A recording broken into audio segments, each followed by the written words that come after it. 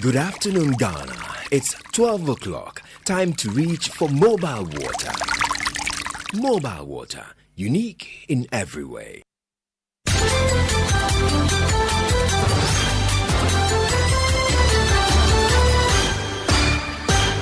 "30 years of joyfulness." Hello, good afternoon, and welcome to the Midday News.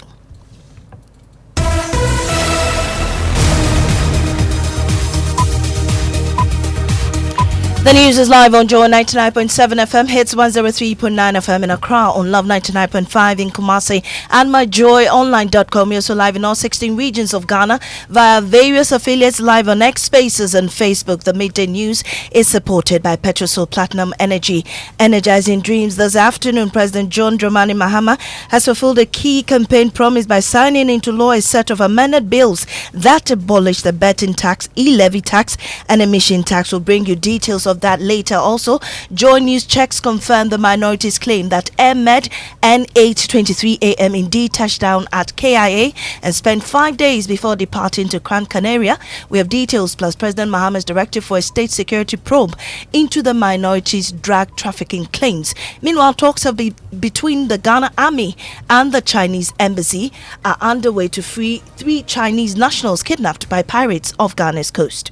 So that their life is not in danger. We don't know whether the kidnappers are asking for ransom. Those are many matters that are and other issues that major stakeholders are handling now. We're live at the Energy Ministry, where a technical committee tasked with exploring private sector participation in Ghana's power distribution companies is set to present its report to government amid growing concerns from labor unions.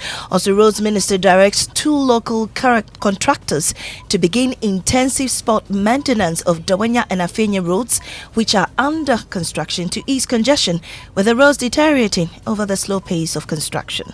Immediately, I'm asking FESCI to help MMU to remedy all that we can do to ease the problem. And immediately, I'm asking Oswald to also work on the Ashama runabout beyond Michelle Camp. And in today's Climate Focus, we visit Oti Region's Dream Village in Dambai, where a regenerative farming hub is empowering farmers with eco-friendly practices. We have sports. Asante Kotoko face a tough Brekum Chelsea side in a bid to reclaim top spot in the Ghana Premier League. We're also in Waswa, a community near Odumasu Krobo in the Eastern Region, where residents are overjoyed as their children no longer have to study in dilapidated classrooms thanks to American rapper Ja Rule. I'm really excited and honored, and there's a lot of emotions. Living up, double life, cause you don't be coming home. These are more coming up with me, Maame Esi Nyamekye Thompson. Please stay for details.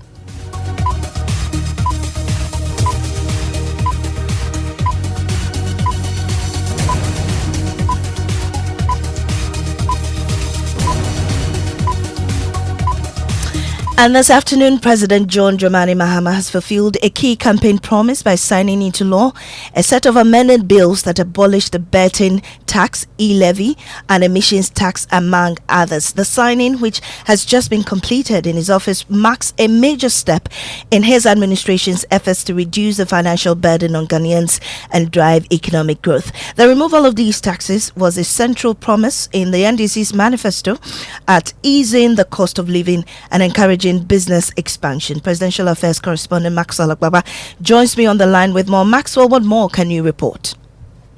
Well, yes, Maame Esi, that signing process has just ended in the president's office. In the office there during the signing, we had the Chief of Staff, Julius Debra, he was present. We also had the Finance Minister, Kastel Atufosin, he was also present. Minister of State in charge of government communications, Felix Ofusukwache, was also present. Presidential advisors, Joyce Bar Mokhtari, Seth Tepe, and other key government officials were present during the signing. And after the president signed each of the amended bills into law, he received an applause. And in fact, he went ahead to explain the purpose of the amendment and what the amendment, would seek to do. Right after explaining, then he signs, and then he receives an applause from the top government officials who were present there during the signing ceremony. Now, aside from the electronic transfer levy and the Income Tax Amendment Bill 2025 and Emissions Levy Repeal Bill 2025, some key ones were also the Petroleum Revenue Management Amendment Bill 2025. He signed that one as well. The Value Added Tax Amendment Bill 2025 was also signed. The PFM Amendment Bill 2025 was also signed. So a total of 7 bills were signed into law. Just when we stepped out, we were told that he was also about to sign the Ghana Good Board Bill also into law. So bringing the total of bills signed into law today to 8. The president expressed his excitement at his ability to be able to do this because, for instance, the e-levy, he says he's expected to stimulate digital transactions, encourage financial innovation, and ease the cost of doing business. The PFM Amendment Bill 2025, we are told, would establish an independent fiscal council to promote budget credibility, macroeconomic stability, and fiscal and debt sustainability, and also consolidate the laws relating to financial management in the public sector. Right, Maxwell. So does this take immediate effect? Yes, we're told it takes immediate effect, but institutions like the GRA and the rest would also have to put their systems, readjust the systems to start the process. But as it stands right now, the bills have been signed into law. Thank you so much. Maxwell is our presidential affairs correspondent. Well, this afternoon, John News can confirm that Emirates flight N823 AM indeed touched down in Ghana and remained in Accra for 5 days before flying back to Gran Canaria, where it came from. Now, this follows the minority in Parliament's concerns about the flights and the activities in the country. Ranking member on Parliament's Defence and Interior Committee, Reverend Intim Fodio, gave details of the flight, alleging that the air ambulance and another private jet may have been involved in drug trafficking or money laundering. The Minority Caucus calls on national security to, as a matter of urgency, make public the content of cargo suspected to be cocaine and cash transported into the country by 2 suspicious flights, which landed on the tarmac of Kotoka International Airport in March 2025 from Gran Canaria, an island of Spain, and departed to the same Gran Canaria days after their arrival. Reliable intelligence intercepted by the Minority Caucus indicates that on March 20th, 2025, Air Med flight N823 AM, which is an air ambulance, and I must stress, it's an air ambulance designed specifically to carry patients, landed at Kotoka International Airport in Accra, Ghana, and remained in the country for 5 days before departing 1 a.m. on March 25th, 2025, back to Gran Canaria. Well, John News has been making its checks, and Kwekwasanti joins me with the details. Kwekwa, what have we been garnering? So yes, we did indeed confirm that the flight name Emirates N823 AM arrived in Ghana on the 20th March 2025 and stayed in Ghana up until the 25th of March 2025. That is 5 days. Prior to this, on 19th March, it had traveled from Santa Maria to Gran Canaria and then did arrive in Ghana from the Gran Canaria and stayed here for 5 days. And then left Gran Canaria to Santa Maria after it left Accra. If you do check the flight radar, it does confirm that it did fly all the way from Santa Maria to Gran Canaria, and then from Gran Canaria it came to Accra, lodged there for about 5 days. We do not know what exactly was going on within these 5 days, and then right after it left after it left Accra, it did go back to Gran Canaria, and from Gran Canaria back to Santa Maria. As of now, we can confirm that the flight has done a couple of trips to the United Kingdom, all of that, we have no indication what exactly he's been doing. Well, we also know President John Dramani Mahama responded to the allegation on his X page. What did he say? Well, yes, John Dramani Mahama says he has taken note of the allegations that have been made by the minority led by their ranking member on this matter and has issued some consequent directives on that. He says, government takes all allegations seriously, and to ensure a thorough and transparent investigation, I have directed all relevant investigative agencies, including NACOC, the Police CID, the National Investigations Bureau, and the National Security Coordinator, to immediately and fully collaborate with the Honourable Member of Parliament so he provides all the necessary information to investigate the allegations and take all action necessary to expose any drug dealing. Thank you so much, Kwekwa Asante. Well, we're still trying to establish contact with Reverend John Intim Fojo to tell us more about this. Meanwhile, security analyst Colonel retired Festus Abwaji says it should not have taken the president to order investigations into this matter, and rather state security operatives should have been briefed or should have briefed the president before this matter became public. He's calling for a review of the security at the airport.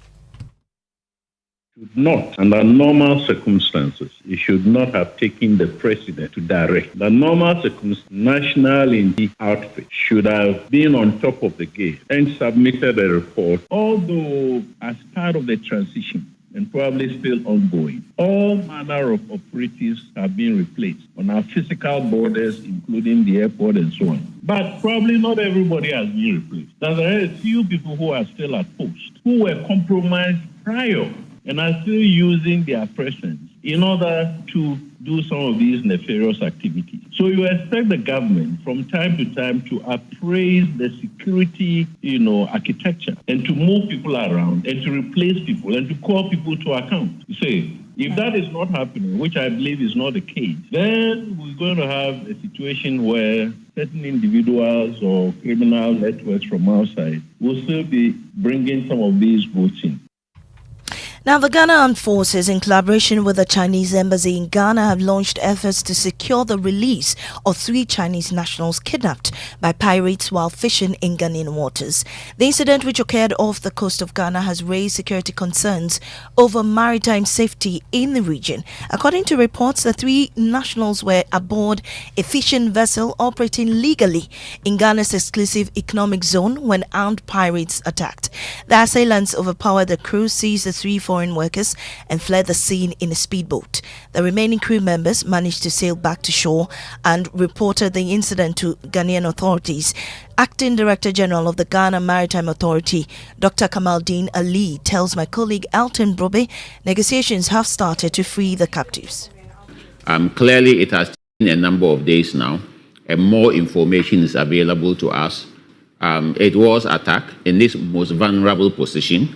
And then 3 crew members were abducted. Mm-hmm. Even the Chinese ministry and China as a country is confirming that the abducted citizens are Chinese. safe, that they are safe now. So that is at best what we can say now. They are safe but not released. Exactly, that their life is not in danger as we speak, not in danger as being killed or being injured, but quite a lot of discussion is going on between the major stakeholders in respect of that particular operation. The Ghana Maritime Authority has also announced plans to lay off staff as part of efforts to address what it describes as an overstaffing challenge. The decision comes after a comprehensive internal audit revealed that the organization had more employees than required for its operational needs. We have, for example, a high budget in the area of compensation for workers. Salaries is one of the huge areas. Meaning your workforce is large. Our workforce is large, unfortunately. To put it this way, my organization that I lead has moved from a staff complement that is almost 400% in the last couple of years. 400%? Yes. So we have a staff complement, for example, of less than 110 in 2017, and I inherited something that is nearing 600 staff members. From 2017 to 2025? Exactly. So that is a very high level compensation budget for the Ghana Maritime Authority to meet. It is an overemployment, and I'm sure this has been characterized by many other agencies in the country. That doesn't really match up with the financial growth of the authority, nor does it even match up with the expertise that is required to run the affairs of the authority. But these and other matters are being looked at to see how the staff complement can be looked into and brought to reasonable level. Otherwise, what it means is that you have a high staff budget that is hanging on the authority's neck.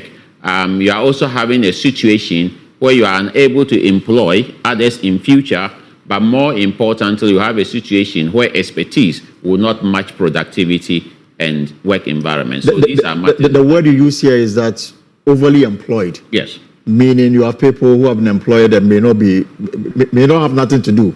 Is that what it means? To some extent, we do have a good numbers of that. Layoff is possible. Those are policy issues that, yes, it's possible. Director General of the Ghana Maritime Authority there, Dr. Kamal Din Ali. Now, this afternoon, the technical committee tasked with exploring private sector participation in Ghana's power distribution companies is set to present its report to government today, a move that could shape the future of ECG and NEDCO amid growing concerns from labor unions and industry stakeholders. My colleague Michael Ashali is there and joins me on the phone with more details on this. Michael, what are the suggestions on the table as we speak? Well, Maame Esi, the suggestions came down to just 3 of them. I'll quickly walk you through to it. But before that, these 3 suggestions or recommendations, these are models, they say, that will possibly work with the recommendations they have. But these are based directly on some major challenges that they identified with the operations of ECG and then NEDCO that we are told. Some of the challenges they tell us: administrative setup, problems with governance and procurement. Again, they also have identified operational issues, including high losses, some of it resulting from collection and then power losses, and then widespread customer dissatisfaction. So, based on these, they are recommending out of 8, they narrowed it down to 3 suggestions. And the 3 suggestions will be that, first of all, an entity concession, and they explain this as the whole distribution business will be given out to one entity, and then there's also the suggestion of a multiple lease where the work of ECG and NEDCO will be broken down into different sectors and then given to different operators. And then the final one where they describe that as service franchise, where companies will be able to deliver service directly to homes and not interface and only interface with ECG in that part. So these are the 3 options on the table as it stands on. 2 of them read also suggesting that we would have private entities pick up some of these work, break the ECG and NEDCO's work into pieces and give it to different parties. And then one suggestion where we give the whole work of ECG and NEDCO to one entity. So, Maame Esi, these are the 3 options on the table. Well, Michael, Pool has been raising concerns about extensive negotiations. Did that come up there? Well, the committee, in responding to some of these things, that story we did this morning is that they have consulted over 235 organizations and 35 other entities in all this 2-month-long process that they've been dealing with. Specifically on pool, they tell us that they have engaged pool, and this is the word of the chairman, 3 times they have engaged pool in particular, even after taking their petition from them. And so therefore they don't see how that arises that one party says they have not been engaged at all. But how soon can we expect that these suggestions be implemented? Well, the minister, after receiving this particular recommendation from the committee, tells us that this document will now go to the presidency in a form of a position paper from the ministry. And after that, they will do some further project consultation and they'll need a financial advisor. These are 3 models that they have to choose from, and depending on what other committees tell them what conversation will happen at the presidency, then they cannot have a proper roadmap in terms of the proper implementation of any of these suggestions that's on the table. Thank you so much, Michael Ashali, there at the Energy Ministry for us. Now, Minister for Roads and Highways, Kwame Governs Abuja, has directed to local contractors First Sky and Oswald Investment to begin immediate remedial works on the Asherman roundabout to Afenya and the Tema motorway to Dawanya stretch. This move is expected to bring relief to drivers, passengers, and residents who have to deal with sitting in traffic for hours and dust from the roads still under construction. The minister is concerned the main road contractors are not living up to their side of the contract, warning he'll cite them for a breach if it ever gets to that. Kwekwa Sante was with the minister when he went to see firsthand the situation on the roads and reports. Traffic, eternal gridlock at Dawanya and Afenya, an all too familiar torment for thousands of road users.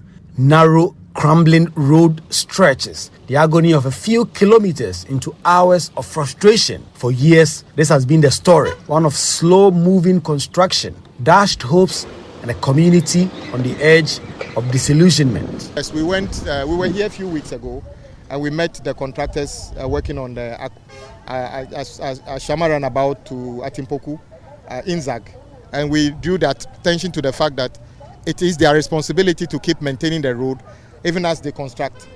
I haven't seen much work, especially since we left. BHM, they are not even available. That is a fact. The roads minister, Kwame Governs Abuja, is losing patience with contractors dragging their feet. He's calling them out. Kwame Abuja's message is clear. The government is committed to completing these roads, and excuses will no longer be tolerated. I think their concern is that they want to know whether government is committed to this. The president said it in his State of the Nation address that we are committed to complete this project. The finance minister said it in his budget statement that we are committed to do this work. I said it in Parliament. So I don't know what assurance they still need. But let them also be aware that the maintenance of the work at the site as there is a breach. If they fail, it's a breach. And I could cite them for a breach of the contract as well. In a bid to provide some relief, the minister has directed 2 local contractors to carry out immediate spot maintenance. The goal to offer some breathing space while the main construction resumes. And immediately, I'm asking First Sky Group to help MMU to remedy all that we can do to ease the problem. And immediately, I'm asking Oswald to also work on the Ashama runabout to beyond Michelle Camp.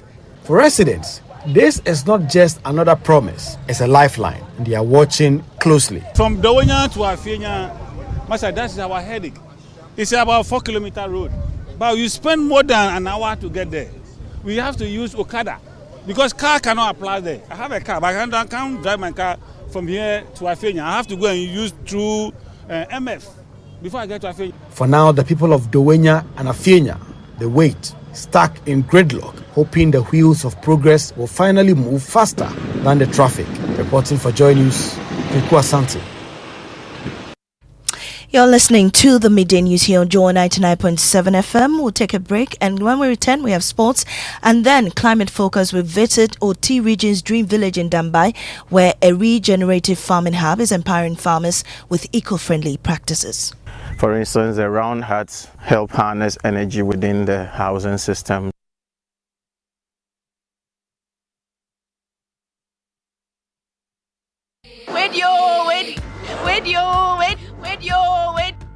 Where did I?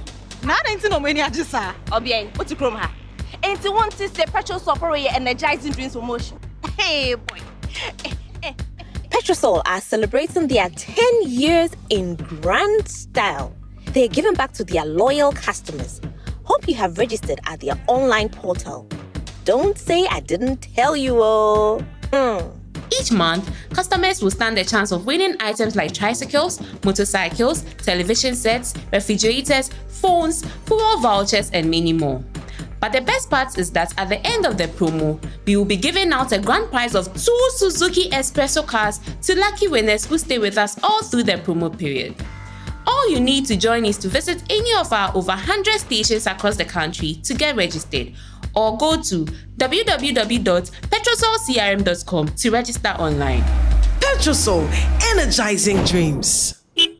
When I wake up in the morning, I brush my teeth with Kale Charcoal toothpaste. This gives me confidence all day. Anytime you meet Amma, don't be surprised I smile showing my beautiful white teeth because I don't have cavity thanks to Kale Charcoal toothpaste for its natural charcoal properties. In fact, we are like twins. I can't go without my Kale Charcoal toothpaste. That be why I dey use Kale Charcoal toothpaste morning and night when I dey go bed safe. It dey make my teeth white where it dey comot every scent from my mouth inside. My confidence level they go up, so I dey show my 32 teeth all.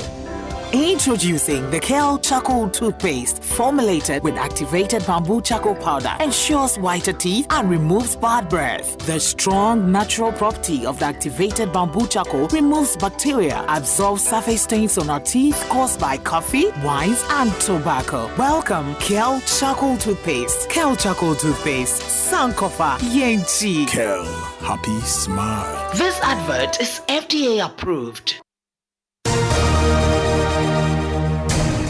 It's the midday news, and now we have sports. Thank you very much, Maame Esi. So later today at 3 p.m., we've got 6 outstanding fixtures in the Ghana Premier League. Kerala United take on Legon Cities in a battle for survival. Aduana FC face Young Apostles.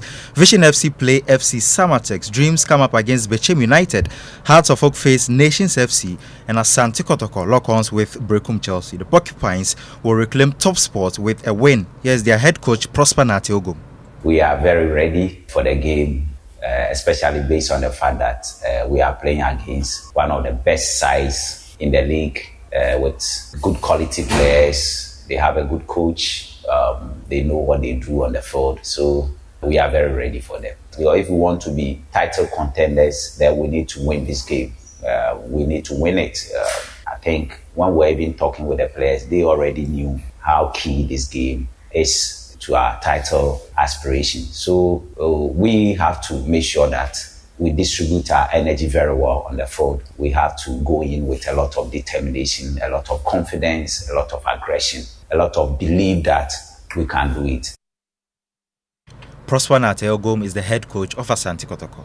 Thank you, Mubarak. Now in Dambai, a man has built Dream Village, a sustainable farm and training center to nurture future climate activists. Equipped with eco-friendly housing, solar power and rainwater harvesting, it trains farmers in regenerative agriculture. Mohammed Nuruddin reports. Clement Matumasin is overseeing the village garden while other workers engage in various tasks to maintain productivity.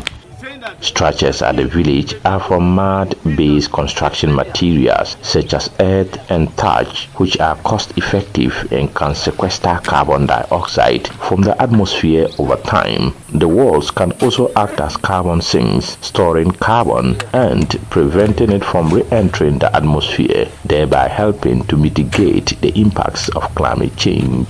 Clement says embracing locally sourced materials enables communities to reduce their carbon footprint associated with construction, a key principle underlining his Dream Village initiative. So with regards to our housing system, we deliberately choose to build our houses using local materials. Indigenous architecture has been with us for generations, and some of this architecture have very good backgrounds behind them, why they build our architecture that way. For instance, the round huts help harness energy within the housing system so that at least positive energy will keep staying within the housing. Roofing it with thatch is available material, so it helps to sustain it. Instead of burning the bushes, we have the thatch that is being harvested to roof the houses. Materials from the soil are also easily available, so you can, within a space of 10 days, build a nice hut to stay in, which is for sustainability reasons or for affordability reasons. Climate Focus is brought to you by Joy News in partnership with Youth Bridge Foundation, bridging gaps for positive youth development, and the Climate Development Knowledge Network. Mohammed Nuruddin with Climate Focus. And right about now, American rapper Ja Rule was in town over the weekend. Jackie, you were there, right? Yes, and finally he's commissioned the school building that he cut out for a year ago. About 3 years ago, the students, the pupils in Nuaso, they were having a makeshift system, but then from henceforth, it's going to be over, that these students would be in these classrooms. Let's take a listen to the report. What started as a promise has now become a reality. A 6-unit classroom block now stands where the rooms once were, bringing relief to students and teachers alike. The shift system is now a thing of the past, and for the first time in years, every child at Niaso Anglican Basic School can sit in the proper classroom without worrying about space or the weather. This school was chosen for this project to specifically end the shift system that existed in this school for years. For American rapper and singer Ja Rule, this isn't about fixing classrooms. It's about building dreams. He believes education goes beyond textbooks. Really excited and honored. There's a lot of emotions running right now. This is like one of the most, it's probably the most important thing that I've done in my career. Some kids, the classroom experience will be everything. And for some, those recreational experiences will be everything. So, Jackie. Yes, Ja Rule. It's trending. He's trending on social media. Very excited to be in Ghana, though. Yeah, he is. But then on social media, some Ghanaians, it looks like they're not happy with the building. A lot of people have been sharing their thought on social media. So someone says that, Gama Lisa says that whoever supervised this needs to be jailed for life. That bad? It's not that bad. It's not. It's not bad. And Anilaf says, because he's Ja Rule, people are expecting better. Yes. And Anilaf says that most of our celebrities in Ghana don't have any project done in their name in their own country. It's sad that every time the foreigners who do projects, it's sad that every time it's the foreigners who do projects for us. So that is trending on social media. But real quick away from that, Ghanaian musician Sina Soul, she's trending. It's been a long weekend for her because a video of her surfaced on social media which was drawing some criticism from pundits on a certain TV show. You might have seen that video. I have seen it was like with a crop top, with a trouser, and social media, they are labeling their maybe I can understand them a little bit because Sina is not known for exposing parts of her body. But this is her mid-session, not really going down to. I don't know. Their remarks on the show sparked outrage online, and this morning we saw that they came out to apologize to her, so that's a good thing. Interesting. Yeah. We wish her all the best in her soul there, and bringing us to the end of this afternoon's bulletin. I am Maame Esi Nyamekye Thompson. Up next is Living Word with Pastor.